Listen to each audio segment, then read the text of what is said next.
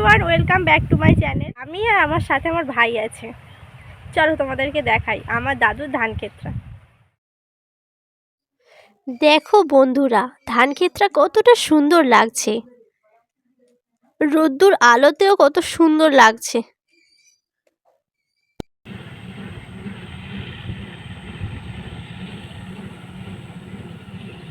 ধান ক্ষেতের কাছে গিয়ে দেখাচ্ছি তোমাদেরকে ধানগুলো কতটা সুন্দর হয়েছে। দেখো তোমরা,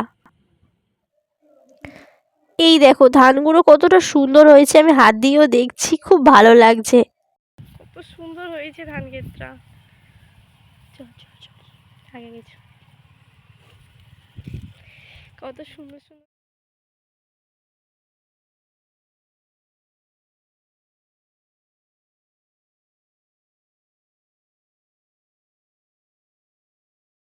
তোমাদের কাদের কাদের এরকম ধান ক্ষেত আছে কমেন্টে জানাও।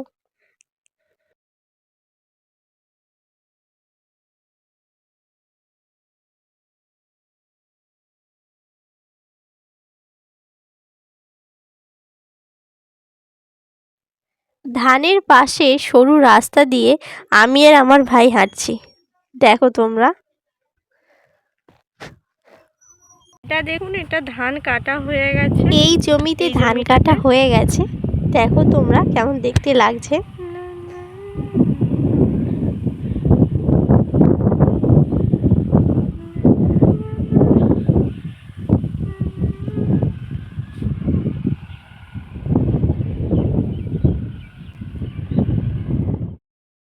মাঠের মধ্যে এটা একটা পানা পুকুর, এটাতে অনেক মাছও আছে।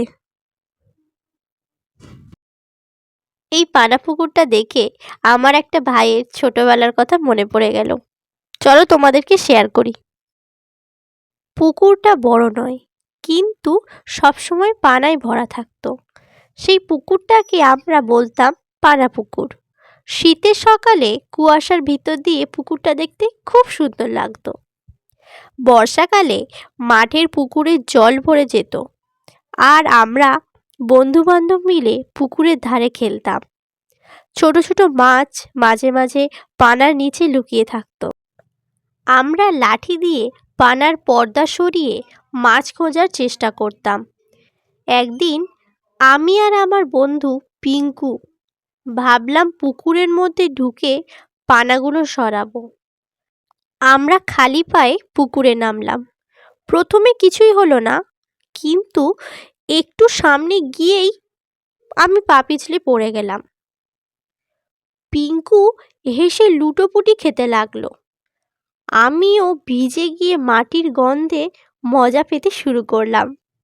সেই দিন বিকেলে মা যখন কাপড় কাচ্ছিলেন, তখন তিনি বললেন, এই পানায় নামলে সাপে কামড়াবে, জানিস না? তার কথা শুনে আমি আর পিঙ্কু একে অপরের মুখের দিকে তাকিয়ে হাসতে লাগলাম।